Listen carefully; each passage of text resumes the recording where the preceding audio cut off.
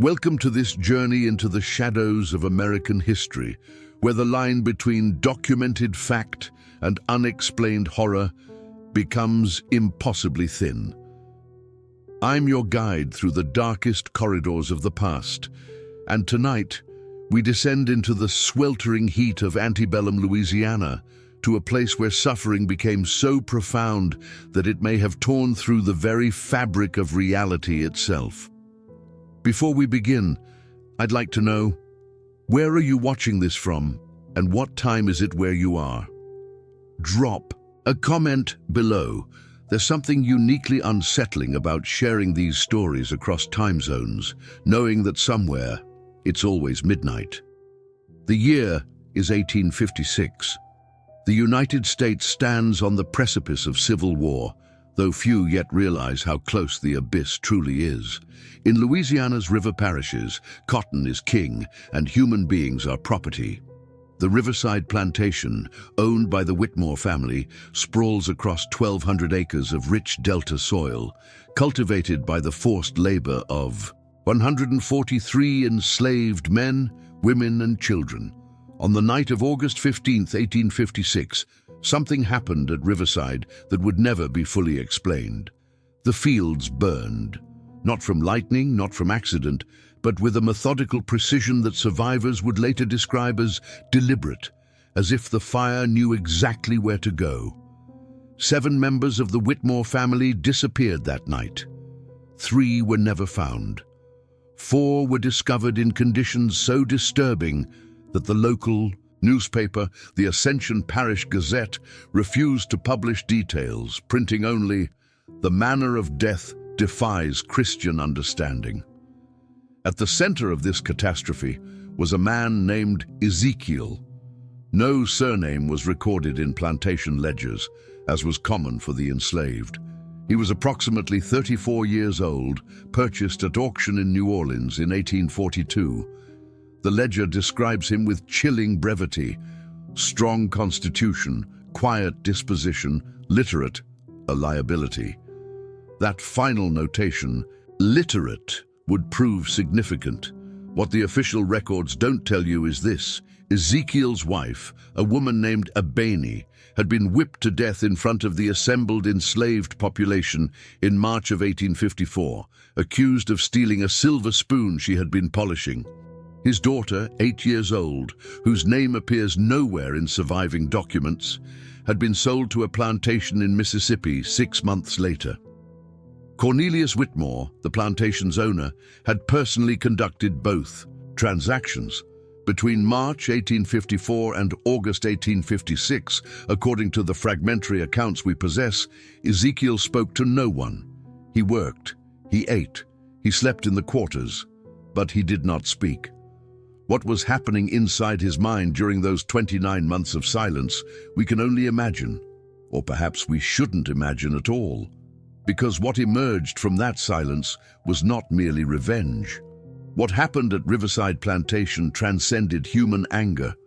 Witnesses, both black and white, would later testify to events that violated natural law, fires that burned without consuming, voices that spoke words in languages no living person recognized, shadows that moved against the light.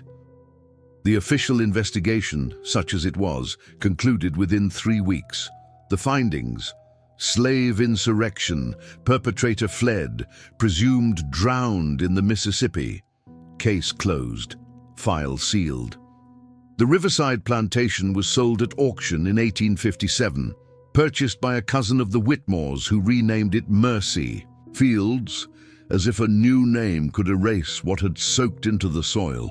But here's what they found in Cornelius Whitmore's private chapel on the morning of August 16, 1856. What the official record omitted, what I found buried in a private letter written by Sheriff Thomas Calloway to his brother in Virginia. Cornelius's body was discovered kneeling at the altar, hands clasped in prayer. He had been burned from the inside out. His outer skin remained largely intact, but when they moved him, he collapsed into ash. And on every wall of that chapel, drawn in what was later confirmed to be Cornelius's own blood, were symbols that no one in Ascension Parish could identify. It would take 70 years before anyone attempted to decipher those symbols. What they discovered would suggest that what happened at Riverside was planned with meticulous care, rooted in traditions far older than Louisiana, older than America itself. This is the story of the burning fields. This is the story of vengeance that may have transcended death. To understand what happened at Riverside Plantation, we must first understand the world that created it, a world so brutal that the supernatural elements of this story almost seem merciful by comparison. The Louisiana of 1856 was the beating heart of American slavery's most profitable enterprise, cotton.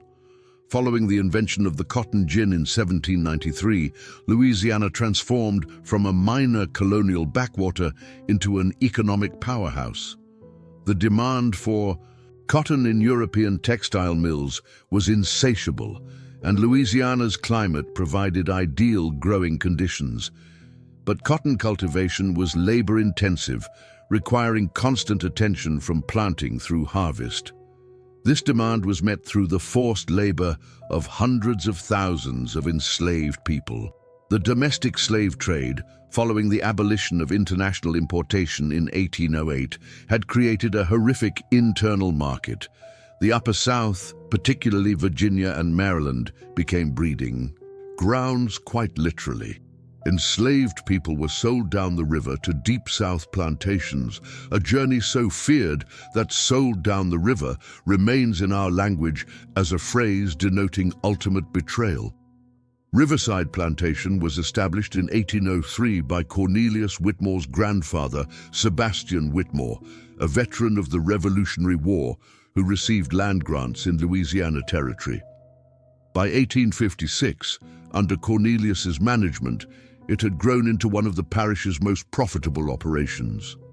The 1850 census lists the plantation's value at $340,000, an astronomical sum equivalent to roughly $12 million today. Of that value, $180,000 was classified as property in slaves. Cornelius Whitmore himself was born in 1804, educated at William and Mary College in Virginia, and returned to Louisiana in 1825 to assume control of Riverside following his father's death from yellow fever. Contemporary accounts describe him as a man of refined tastes and strict religious devotion, which tells you everything you need to know about the moral gymnastics required to be both refined and a person who claimed ownership of other human beings. He married Victoria Ashford in 1826, daughter of a prominent New Orleans merchant family. They had 6 children, 3 sons, Thomas, James, and William, and 3 daughters, Catherine, Elizabeth, and Margaret.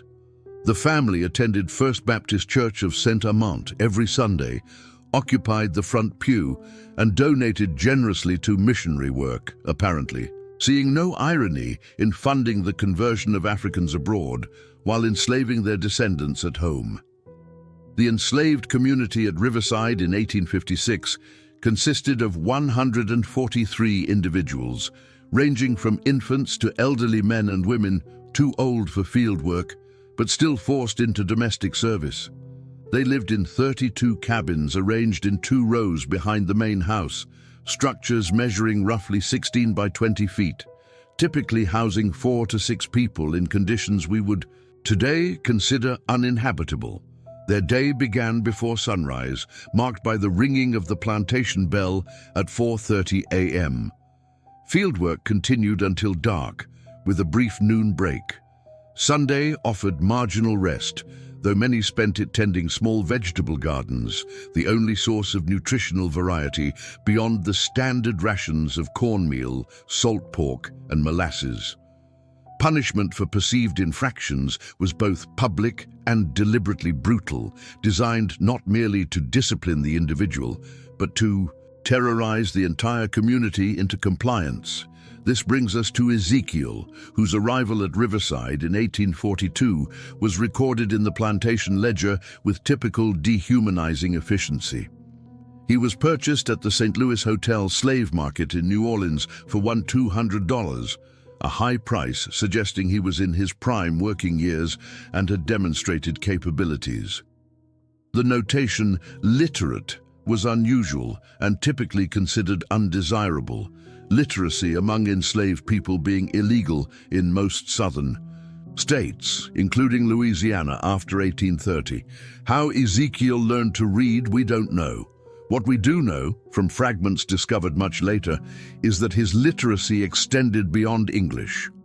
Among his possessions after the events of August 1856, investigators found a small notebook containing writing in 3 distinct scripts: English, something identified as possibly Kikongo, a Bantu language from Central Africa, and symbols that matched nothing in any linguistic database, then or now.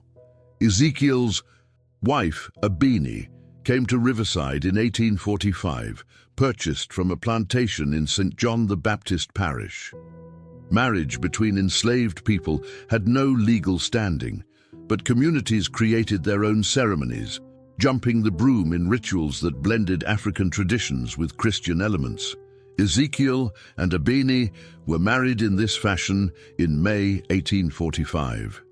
Their daughter was born in 1846. For 9 years, according to fragmentary oral histories collected in the 1930s by the Federal Writers Project, Ezekiel, Abini, and their daughter lived what passed for a family life under slavery's constraints. Ezekiel worked as a skilled carpenter in addition to field labor. Abini worked in the main house as a domestic servant. Their daughter, whose name we tragically don't know, was being trained for domestic work, the typical fate of enslaved children around age 7 or 8. Then came March 12, 1854. The incident that would set everything in motion began with a missing silver spoon, a trivial object that would cost a woman her life. Abini was accused of theft. The evidence against her was non-existent, but evidence was never the point.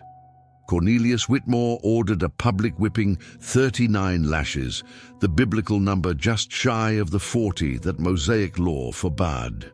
Abini died after the 27th strike, her body surrendering to what no human body should endure.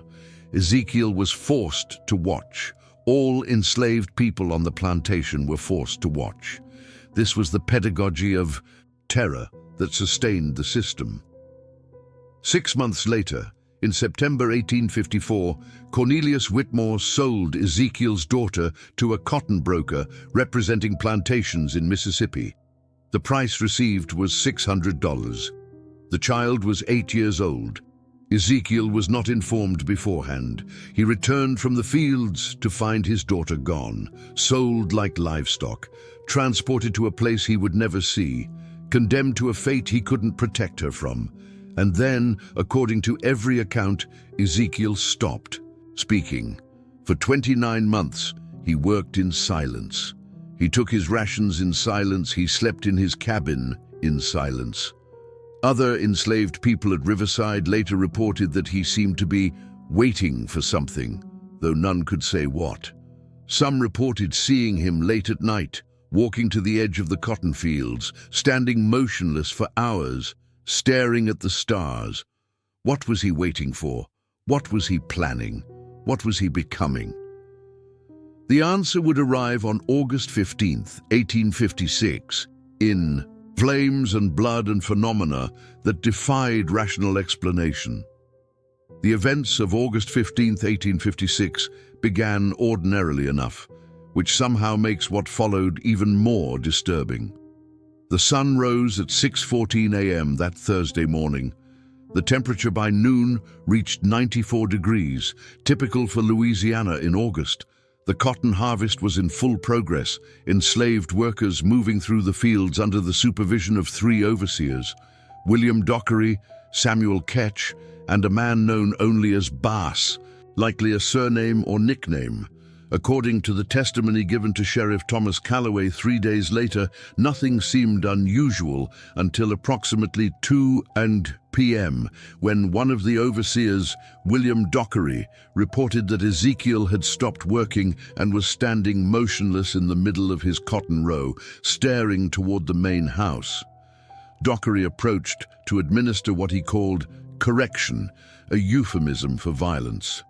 But before he could reach Ezekiel, Dockery claims he felt a pressure in the air, like before a thunderstorm, but the sky was clear. He stopped walking. Other workers in the field also stopped, though none could later articulate why. They simply felt compelled to stillness. Ezekiel turned slowly and looked directly at Dockery. According to Dockery's testimony, his eyes weren't right, weren't the eyes I'd seen before. Can't explain it better than that. And I heard him speak for the first time in near 2 years. He said, "It begins at sunset." Then he smiled. Lord, help me. That smile was the worst thing I ever saw on a human face. Dockery, apparently unnerved enough to abandon his usual cruelty, simply ordered everyone back to work. But the strange atmosphere persisted throughout the afternoon. Multiple witnesses, both enslaved and free, reported unusual animal behavior, birds falling silent, dogs whining and cowering, horses becoming agitated in the stables for no apparent reason. At approximately 5:45 p.m., as the sun began its descent toward the horizon, painting the sky in shades of orange and red, the plantation bell rang, signaling the end of the workday. The enslaved workers began the walk back to their quarters. The Whitmore family gathered in the main house for their evening meal, a formal affair even on ordinary nights. What happened next depends on whose account you read, and this is where the story fractures into competing narratives that never quite align. According to Thomas Whitmore, the eldest son who survived that night, the family was seated for dinner at approximately 6:30 p.m. when they heard screaming from outside. Not the sound of someone injured, but what Thomas described as a sound like all the pain in the world escaping at once. Cornelius Whitmore stood from the table and moved toward the window.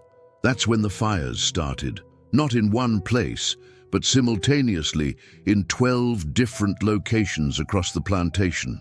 The cotton fields, the gin house, the stables, the overseer's cottage, multiple slave quarters, and most significantly, the chapel where Cornelius Whitmore held private prayers each evening. 12 separate fires, igniting at the same moment, spreading with impossible speed. Thomas Whitmore testified, "There was no natural explanation, no torches, no embers carried by wind. One moment there was nothing, the next flames everywhere, like someone had painted fire across the plantation with a giant brush." The enslaved population reacted with what observers noted as strange calm. Rather than panic or attempt to fight the fires, many simply stood watching, faces illuminated by the growing inferno. Some were singing, a low, rhythmic chant that one witness described as not English, not French, something older. Cornelius Whitmore ran from the house toward the chapel, apparently believing he could salvage his personal place of worship. His wife, Victoria, screamed for him to stay, but he didn't listen. He disappeared into the smoke. No one would see him alive again. The 3 overseers attempted to organize firefighting efforts, but found themselves confronted by something they couldn't process. William Dockery, in his testimony, states, "We grabbed buckets, ran toward the quarters to form a line to the well, but the enslaved people blocked our path. Not aggressive-like, just standing there, and Ezekiel was at the front of them, still with that horrible smile. I raised my whip, I'll admit it, ready to strike. But my arm wouldn't move. Felt like my whole body was frozen. And Ezekiel said, 'Tonight you watch, like we watched, like we always watch.' Then he pointed toward the main house. When they turned to look, the main house was burning too. Victoria Whitmore and her daughters had been inside. They fled through the front entrance, clothes smoking. But 3 of the Whitmore children, Thomas's younger brothers James and William, and his younger sister Margaret, ran in different directions. apparently disoriented by smoke and panic. James Whitmore, age 22, ran toward the fields and vanished into the darkness beyond the fire line. William Whitmore, age 19, ran toward the slave quarters and was never seen again. Margaret Whitmore, only 16 years old, ran toward the river and disappeared into the swamp that bordered the plantation's southern edge. Thomas Whitmore and his sisters, Catherine and Elizabeth, along with their mother Victoria, made it to the main road where they were found hours later by neighbors who had seen the fires from miles away. But by the time help arrived, Riverside Plantation had been consumed. The fires burned until dawn, reducing most structures to charred ruins. When Sheriff Calloway arrived at first light on August 16th, he found something that defied explanation. The fires had burned in patterns, looking at the destruction from above, which Calloway later sketched in his personal diary. The burn marks formed symbols, the same symbols that would later be found in Cornelius Whitmore's chapel. The enslaved population was gone. All 143 people had vanished during the night, not fled, which would have left tracks, belongings, some trace of hurried departure. Simply vanished, as if they had never existed at all. Their cabins were burned, but investigators found no remains, no bones, nothing to suggest anyone had perished in the flames. The 3 overseers were found alive, but traumatized beyond communication. William Dockery never spoke coherently again. Spending the remainder of his life in an asylum in Jackson, Samuel Ketch fled Louisiana and was never heard from again.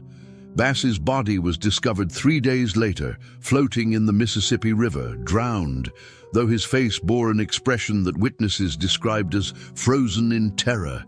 And then there was the chapel, Cornelius Whitmore's private place of worship, where he had prayed every evening, where he had presumably asked God to bless his family and his enterprise built on human suffering. The chapel had burned, but not completely. The walls stood, the altar remained, and kneeling before that altar, hands clasped in eternal prayer, was Cornelius Whitmore. Tell us in the comments what you think was happening at this moment. Was this divine justice, supernatural revenge, or something else entirely? The doctor who examined the body, a man named Thaddeus Crawford, wrote in his official report, "Cause of death cannot be determined by conventional medical understanding. Subject appears to have burned from internal sources. External skin largely intact, but interior of body reduced to ash. This is not consistent with any known manner of death by fire." But it was the symbols on the chapel walls that would ultimately provide the most disturbing evidence of what had occurred.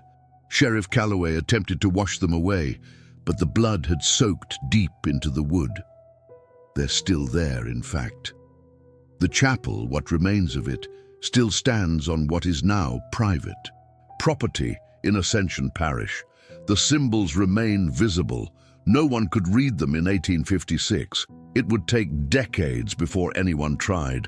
And when they finally did, the translation would suggest that what happened at Riverside was not spontaneous rage, but rather a ritual, planned with precision, prepared over months of silent waiting.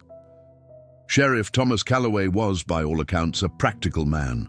Born in Louisiana, educated in local schools, he had served as parish sheriff for 11 years by 1856. His jurisdiction covered routine matters, property disputes, petty theft, the occasional assault. He was not prepared for what he found at Riverside Plantation. His official report, filed with the parish court on August 28, 1856, is remarkably restrained, given the circumstances. Investigation into events at Riverside Plantation reveals evidence of coordinated slave insurrection resulting in property destruction and multiple fatalities.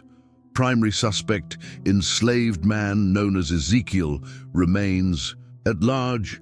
Recommend continued vigilance and increased patrols. But Calloway's personal diary, discovered in 1923 by his great-granddaughter while clearing out the family home, tells a very different story. The diary entries from August 16th through September 1856 reveal a man slowly unraveling as he confronted evidence that challenged his understanding of reality. August 16th, 1856. The fires burned in patterns. I've sketched what I observed from the road overlooking the property. The shapes are deliberate, purposeful. This was not random destruction. Someone designed this. August 19th, 1856. Interviewed Thomas Whitmore again. His account remains consistent but impossible. He insists the fires ignited simultaneously in 12 locations. No enslaved person was seen with torch or flame. He describes Ezekiel as changed, says his eyes look different. I believe Thomas is traumatized, seeing things that weren't there. And yet, August 23rd, 1856. Returned to the chapel today with Reverend Morrison. He refused to enter after seeing the symbols on the walls, said they were unholy markings, the language of devils. I pressed him, but he would only pray for me. I examined the symbols more closely. They're drawn in blood, confirmed as Cornelius Whitmore's blood by Dr. Crawford. But here's what troubles me. The patterns are too precise, too consistent. If Cornelius was being burned alive, how did he maintain such steady hand? Unless... The entry stops there. The thought. Incomplete or perhaps too disturbing to finish. Calloway conducted interviews with neighbors, with members of the Baptist Church, with anyone who might have information about Ezekiel or the enslaved population at Riverside. A pattern emerged from these interviews. Small details that individually meant nothing, but together formed a troubling picture.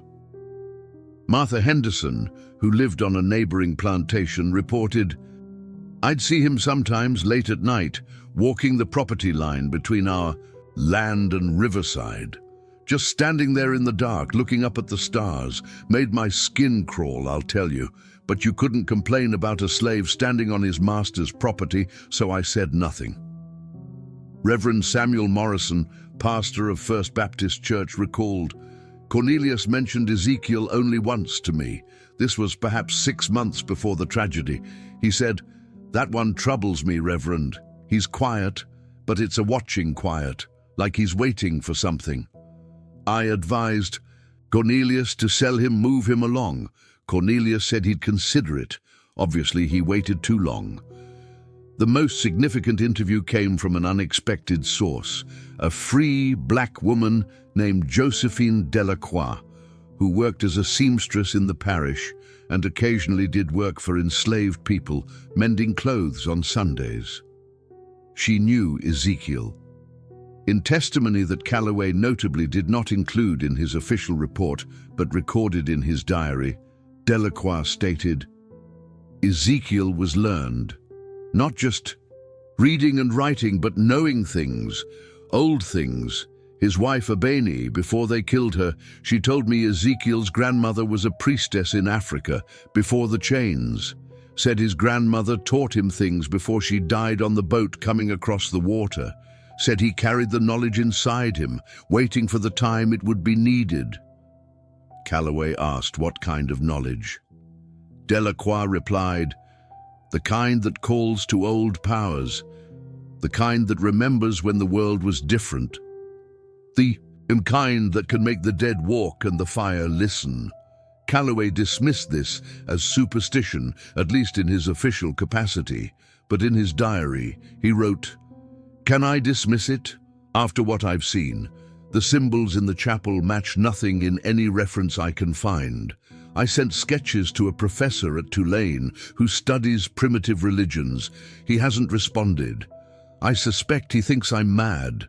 The professor, one Edmund Harcourt, did eventually respond. His letter, dated September 15, 1856, was found tucked into Calloway's diary. Sheriff, I hesitate to commit this to paper, but the symbols you've sketched bear striking resemblance to Congolese cosmograms, ritual markings used in Central African spiritual practices. Specifically, they appear related to what the Congo people call enkisi, objects or rituals designed to contain spiritual power. If I'm reading these correctly, and I pray I'm not, these aren't random symbols.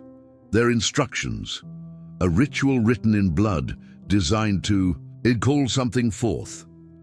The question that haunted everyone involved in the investigation was simple. Where did they go?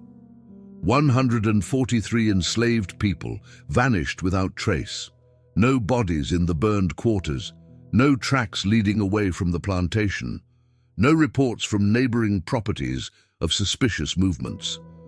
In the weeks following August 15th, search parties combed the surrounding area. They dragged sections of the Mississippi River. They searched the swamps to the south. Dangerous work in terrain full of alligators and water moccasins. They found nothing. Well, almost nothing. On August 29th, 2 weeks after the fires, a search party discovered something in a clearing approximately 2 miles south of Riverside Plantation, deep in the swamp. The clearing was circular, perhaps 40 feet in diameter, and perfectly devoid of vegetation. The earth was blackened, as if burned, but there was no smell of smoke, no ash. In the center of the clearing stood a pole, driven deep into the ground, approximately 7 feet tall, and hanging from the pole was a piece of fabric. The fabric was identified as coming from an overseer's shirt, specifically one belonging to William Dockery. But Dockery was alive, institutionalized, but alive. How did a piece of his shirt end up here? When questioned, Dockery couldn't or wouldn't respond, simply rocking back and forth in his cell, muttering, they're waiting, over and over. The search party also reported that the clearing felt wrong. Lieutenant James Boudreau, who led the search, wrote in his report, can't explain the sensation properly. The air was thick, heavy, like breathing through cloth, and quiet. No insects, no birds, no sound of any kind except our own movements. We stayed only long enough to retrieve the fabric, then left. None of the men wanted to remain there after dark. That clearing, incidentally, is still there. In 1934, a surveyor working in the area reported finding it still barren, still devoid of plant life. In 1967, a group of teenagers who had heard the stories went looking for it and claimed to have found it, though they refused to provide specific directions, saying only, "You don't want to go there." As summer turned to autumn in 1856, other phenomena began to be reported in the area around what had been Riverside Plantation. Multiple witnesses claimed to see figures moving through the fields at night, silhouettes that appeared and disappeared, never clearly visible but always present at the edge of vision. Sarah Whitmore, Cornelius's cousin who had purchased the burned property and attempted to rebuild, abandoned the effort after 3 months. In a letter to her sister in Virginia, dated November 12, 1856, she wrote, "I cannot stay here. Whatever happened in August has left a stain on this land that goes deeper than the physical damage. The workers I hired refused to enter the old chapel ruins.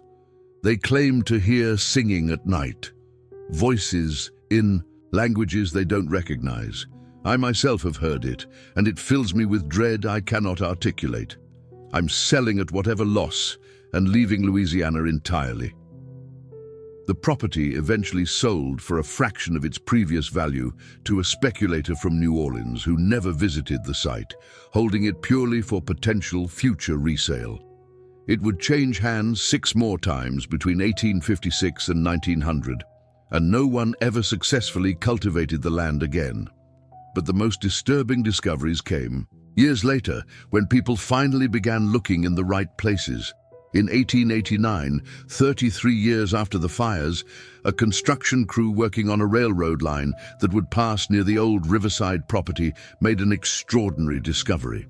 While excavating for a railroad tie, they unearthed a metal box, sealed with wax and buried approximately 4 feet deep. Inside the box was a notebook. The notebook was water damaged but largely intact. its pages covered in dense handwriting in multiple languages. The construction foreman, a man named Patrick Sullivan, turned it over to local authorities, who eventually delivered it to the Louisiana State Museum in New Orleans. It sat in storage, uncatalogued and unexamined, for another 30 years until 1919, when a young archivist named Dorothy Whitfield discovered it while organizing materials for a new exhibit on Louisiana plantation history. Whitfield, who had studied linguistics at Vassar College, recognized immediately that the notebook was significant. The notebook contained approximately 80 pages of writing. The first 20 pages were in English, written in a clear, educated hand.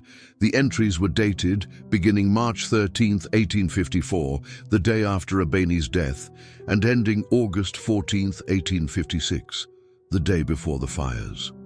Whitfield transcribed the English portions and published an article about the discovery in the Journal of Southern History in 1921. The article caused immediate controversy, with some historians dismissing the notebook as a forgery, while others argued for its authenticity. The English entries revealed a man in profound anguish, documenting his grief and rage in measured, careful language that makes the content all the more heartbreaking. A few excerpts, as transcribed by Whitfield, March 13, 1854. She is gone. They took her from me for a spoon, a piece of metal worth less than her smallest breath. I held her body afterward. They allowed me that much. Her back was ribbons. Her blood is on my hands. Still, though I've washed them 100 times, Cornelius prayed over her corpse, asked God to receive her soul. What God would live in a world like this? If there is a God, he is not listening, so I will speak to older powers.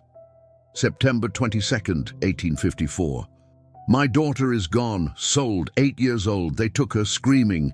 I was in the fields. When I returned, she was already gone. They did not tell me where. Mississippi, someone said. Mississippi is vast. I will never see her again. Tonight, I begin. What must be done? My grandmother's voice comes to me in dreams, telling me the words, showing me the marks. I understand now why she taught me. She knew this time would come. April 3, 1855. The preparations continue. I have gathered what is needed. Soil from Abeni's grave, a fragment of my daughter's dress hidden before they took her. My own blood, given freely. The old powers require sacrifice, but the sacrifice is mine to give, not theirs to take. I mark the places in secret at night. When the moon is dark, 12 places for the 12 stations of suffering. When the time is right, the fire will come. August 14th, 1856. Tomorrow. Everything is ready. The symbols are drawn. The words are prepared. They think I am nothing, that I have been broken into silent compliance. They are wrong. Tomorrow they will learn what rises from suffering. Tomorrow they will burn as we have burned, inside our skins where no one could see. Tomorrow justice comes wearing fire. I do not expect to survive what I will invoke, but I do not wish to survive it. I wish only to see them burn. The entry ended there. The remaining 60 pages of the notebook contained writing in other scripts, including what linguistic experts later identified as Kikongo, a Bantu language, and symbols that matched the ones found in Cornelius Whitmore's chapel. Professor Edmund Harcourt, the same man who had responded to Sheriff Calloway in 1856 and who by 1921 was elderly but still teaching, examined the symbols. His conclusion, published in a letter to the Journal of Southern History: these are ritual instructions for invoking what the Congo people call Moyo, life force, and Kalunga, the spiritual realm between life and death. If performed correctly, such rituals were believed to allow communication with ancestral spirits and, in extreme cases, to bind spiritual power to physical purpose. The final pages describe a ritual of fire designed to purify and destroy simultaneously. Whether one believes such rituals work is irrelevant. What matters is that Ezekiel believed, and he prepared with extraordinary care. The discovery of the diary transformed understanding of what happened at Riverside Plantation. This was not a spontaneous uprising. This was a ritual planned over 29 months, every detail prepared, every symbol placed with intention. But this raised a more disturbing question. If the ritual was real, if Ezekiel successfully invoked the powers he believed in, what exactly did he summon? And more importantly, what happened to it after that night? The story of Riverside Plantation did not end in 1856. Over the following decades, the story continued to unfold through discoveries, testimonies, and events that suggested the fires of August 15th had left scars that time could not heal. In 1923, Dr. Marcus Webb, a professor of anthropology at Tulane University, became fascinated with the Riverside case after reading Dorothy Whitfield's article about Ezekiel's diary. Webb was particularly interested in the intersection of African spiritual traditions and the American enslaved experience. He secured funding for a research expedition to the site of the former plantation. Webb's research notes, now housed at Tulane's Special Collections Library, document his findings in meticulous detail. He interviewed elderly residents of Ascension Parish, some of whom had been children in the 1850s and remembered the fires, or at least remembered the stories told by their parents. One interview stands out. Isabel Thibodeau, born in 1848, whose family had lived adjacent to Riverside Plantation, recalled, "My mama used to tell me about that night. She was 8 years old, same as me, when she told me. She said the sky turned red, like the whole world was on fire, but what scared her most was the singing.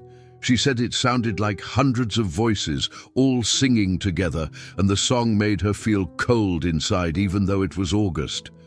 She said that song never really stopped, that if you went near that land at night you could still hear it, just at the edge of what your ears could catch." Webb spent several nights camping on the property, which by 1923 had reverted to wilderness, reclaimed by forest and swamp. His notes from these nights are increasingly unsettled in tone. Night 1. Clear evening. Set up camp near where the main house once stood. Foundation stones still visible. Temperature comfortable. Some animal sounds, typical for the area, nothing unusual to report. Night 3. Woke at 3:17 a.m. to a sensation I can only describe as pressure, as if the air itself had become heavy. No sound, but I felt compelled to leave my tent. Walked toward where my research indicates the chapel stood. The moon was full, providing adequate light. I swear I saw marks on the ground, glowing faintly, arranged in circular patterns. When I tried to photograph them, my camera malfunctioned. When I looked again, the marks were gone. Possibly, imagination influenced by the stories will maintain scientific objectivity. Night 5. I'm leaving tomorrow, ahead of schedule. Last night I heard the singing Isabel Thibodeau described. It wasn't imagination. Multiple voices harmonizing in a language I don't recognize, coming from no identifiable direction. It filled the air, seemed to come from the ground itself.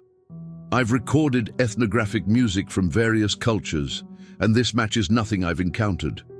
More disturbing, I felt it was calling to me, inviting me to join. I packed my equipment and spent the remainder of the night in my automobile on the road. I will not return to this place. Webb published his findings in a limited academic paper titled Residual Cultural Phenomena at Sites of Historical Trauma in 1924, carefully avoiding specifics that might damage his professional reputation. But his personal notes reveal a man profoundly shaken by what he experienced. In 1957, 3 children from the nearby town of Sorrento made a discovery that reignited interest in the Riverside case. Bobby Marchand, age 12, his sister Marie, age 10, and their cousin Thomas Hebert, age 13, were exploring the woods where Riverside Plantation once stood, looking for a rumored Civil War fort. Instead, they found a collapsed structure partially hidden by vegetation, what appeared to be an old root cellar or storage building that had somehow survived when everything else burned. Inside, protected from weather and decay by the sealed space, they found objects, tools, chains, and most significantly carved wooden figures, dozens of them. The figures were roughly humanoid, ranging from 3 to 8 inches tall, carved from different types of wood. Each had symbols carved into its surface, the same symbols found in Ezekiel's diary and on the chapel walls. Some of the figures were wrapped in cloth that had largely deteriorated. Some had fragments of hair attached to them. The children, frightened by their discovery, told their parents, who contacted local authorities. The objects were collected and eventually turned over to Louisiana State Museum, where they were examined by Dr. Helena Rousseau, a curator specializing in folk art and material culture. Dr. Rousseau's report, filed in June 1958, identified the figures as nkisi, or power objects, used in Congolese spiritual practices to house or direct spiritual energy. The hair fragments, she noted, were human, though too degraded for more specific analysis, given the technology available at the time. The cloth wrappings showed traces of what chemical analysis identified as blood, also too degraded to determine origin. Most intriguing was Dr. Rousseau's observation about the number of figures. There were exactly 143 of them, the exact number of enslaved people who vanished from Riverside Plantation on August 15, 1856. Dr. Rousseau concluded her report with an uncharacteristic personal observation. Whether one accepts the spiritual framework within which these objects were created, their existence demonstrates that what happened at Riverside was planned with extraordinary care and collective participation. These figures took time to carve, each one individual and distinct. They represent not the work of one man, but of a community.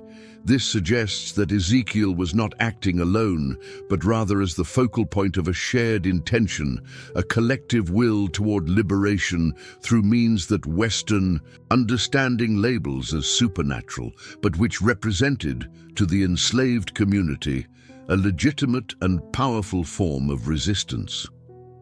The figures remain in the museum's collection, though they are not on public display. Staff members have reported unusual occurrences in the storage area where they're kept, unexplained temperature fluctuations, electronic equipment malfunctions, and a persistent sense of being watched. 3 different curators have requested that the figures be moved to different storage, but each time, logistical complications have prevented the transfer. In 1973, a journalist named Patricia Dubois, writing for New Orleans Magazine, tracked down one of the last living people with a direct family connection to the events of 1856.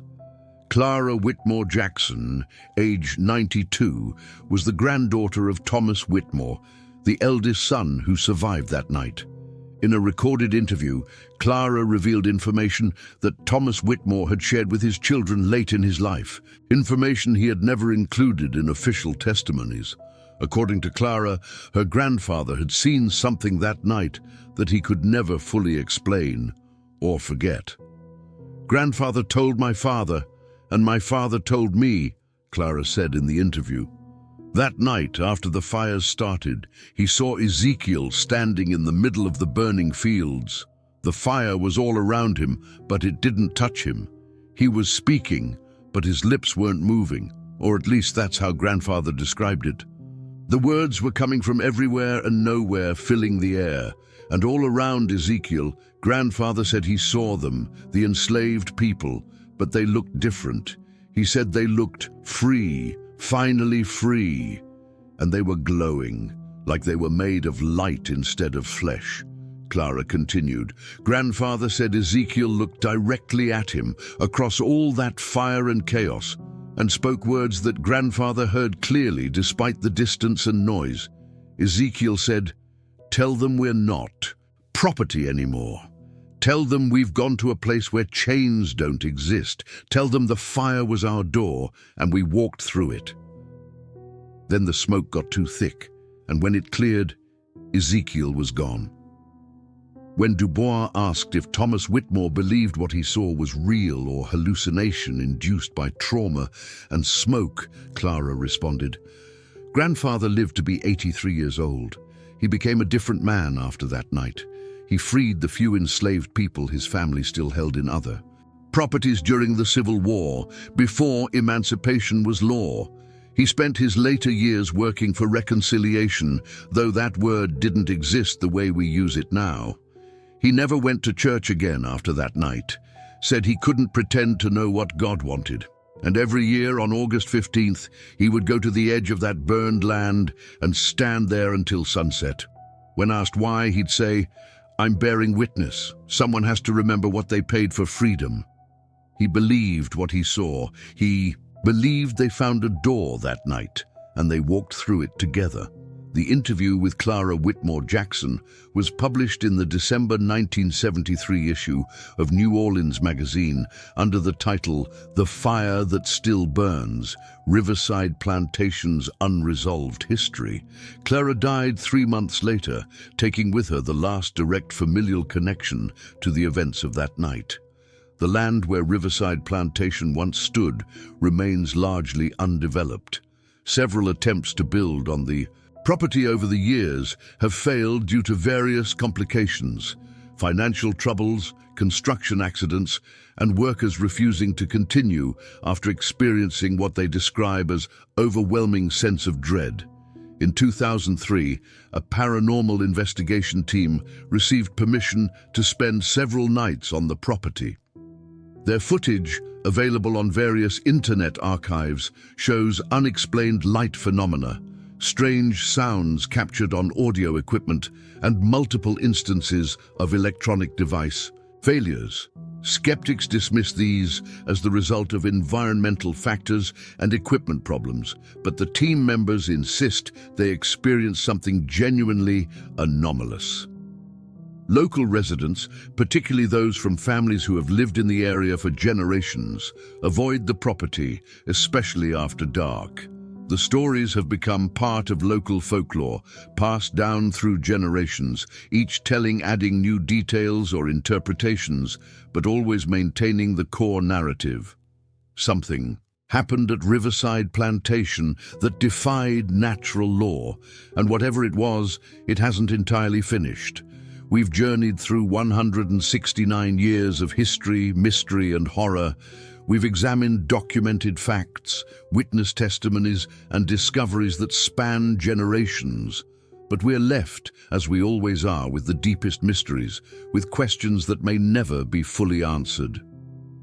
What really happened on the night of August 15, 1856, at Riverside Plantation? Let me present you with 3 theories, 3 possible explanations for the events we've explored. I invite you to consider each carefully and decide for yourself what you believe. Theory 1. Coordinated insurrection. The first theory, and perhaps the most rational from a conventional historical perspective, is that what happened at Riverside was a carefully planned slave rebellion. Ezekiel, driven beyond endurance by the deaths of his wife and the sale of his daughter, spent 29 months organizing a coordinated uprising. The ritual elements, the symbols, the apparent supernatural phenomena were all psychological warfare, designed to terrify and disorient those in power. The fires were set using conventional means by multiple people working in coordination. The disappearance of the enslaved population was a mass escape, possibly assisted by Underground Railroad operatives, with the confusion of the fires providing cover. The strange phenomena reported afterward are the result of trauma, guilt, and the power of suggestion working on minds already predisposed to believe in the supernatural.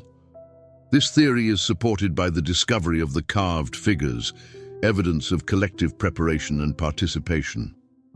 It's supported by the practical outcome.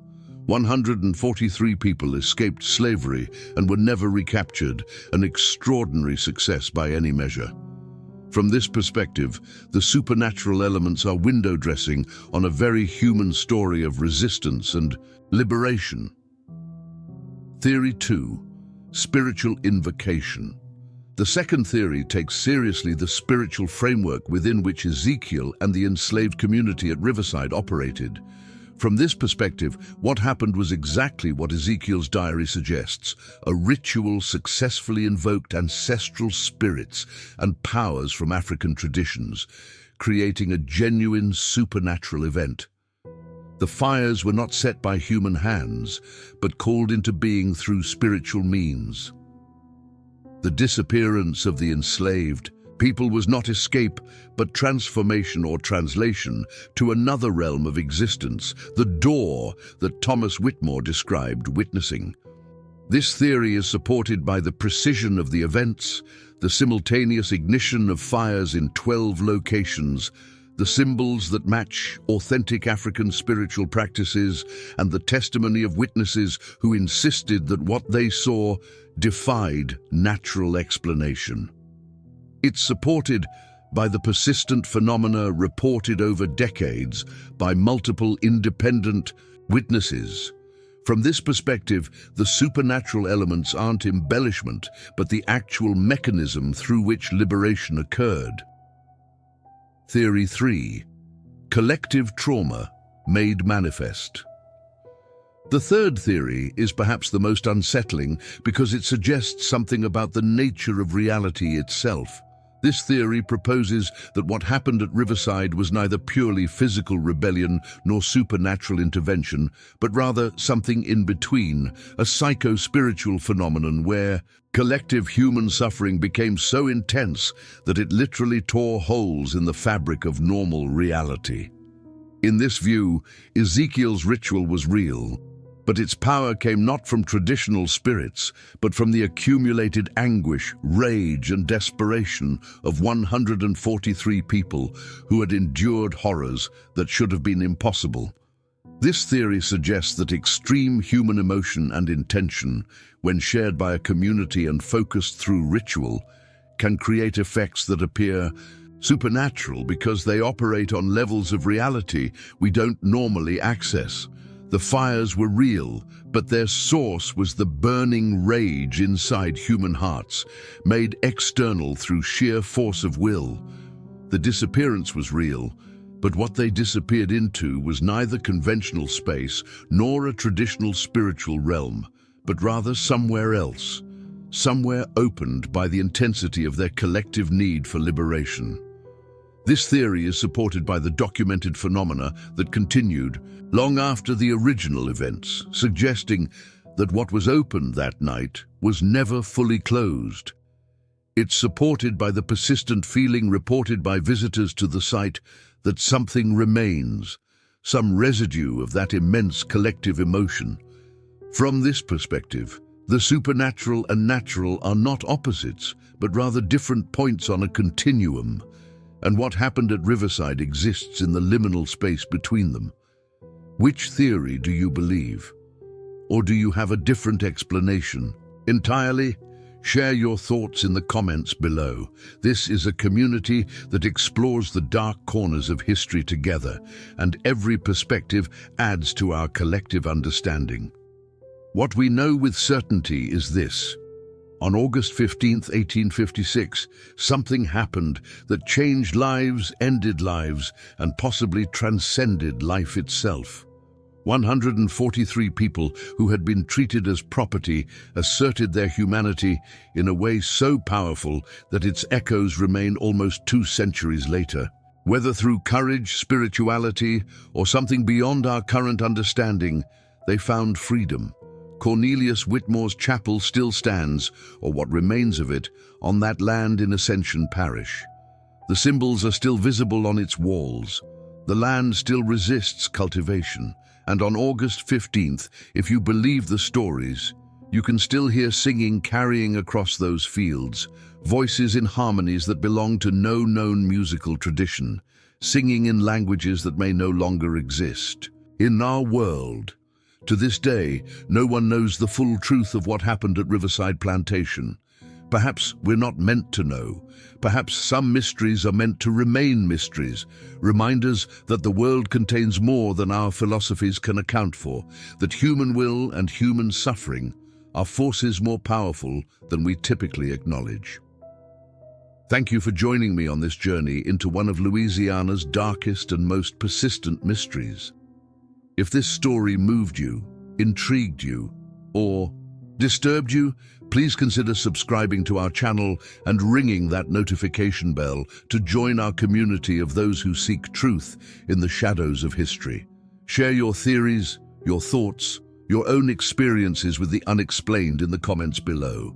We read every single one, and the best discussions happen right here in our haunted community. Until next time, remember, history is not just dates and facts. History is human experience, and sometimes that experience is so powerful that it refuses to stay buried in the past. Stay curious, stay questioning, and I'll see you in the next investigation.